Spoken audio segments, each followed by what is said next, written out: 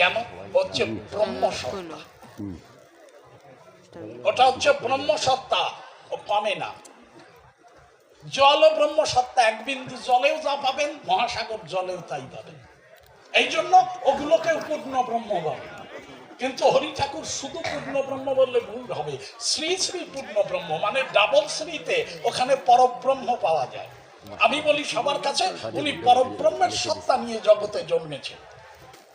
এই জন্য আপনাদিকে করি মামা শুধু পূর্ণ ব্রহ্ম হরি ঠাকুর কবেন না, শ্রী শ্রী পূর্ণ ব্রহ্ম হরি ঠাকুর, কারণ ডাবল শ্রী না দিলে উনি পরব্রহ্মে আসেন না।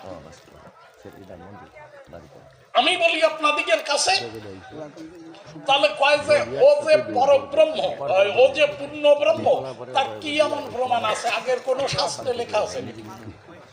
আমি বলি আপনাদিকের ঠাই কৃষ্ণকে বলা হয়েছে পরমেশ্বর। কেন? ব্রহ্মসংহিতার পাতায় দেখবেন ঈশ্বর পরম কৃষ্ণ সচ্চিদানন্দ বিগ্রহ অনাদির আদি গোবিন্দ সর্বকার অনকার মন। যখন পরব্রহ্ম থাকে তখন তাকে নিরাকারে, তখন একটা শব্দ হয় বিচারে, ওর পরে চন্দ্রবিন্দু, অনেশ্বর হয় না। কিন্তু বেদের প্রণব মন্ত্র যারে কয় ওর পরে চন্দ্রবিন্দু, ও মানে শব্দ ব্রহ্ম। বিজ্ঞান বিস্তারিত হয়ে যখন যে শব্দটা প্রথম প্রকাশিত হলো সেটা হচ্ছে ও।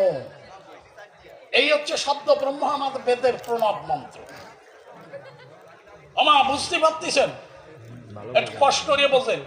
কবিগান তো আজকাল কীর্তন গানের মতো হয়ে গেছে, রস নেই কষ নেই, খালি খালি গতি গল্লি হয়ে যায়, দুটো দুও ভালো দিনই কবিগান হয়ে যায়। কবিগানের কায়দা কিন্তু এ নয়, কবিগান যদি সত্যি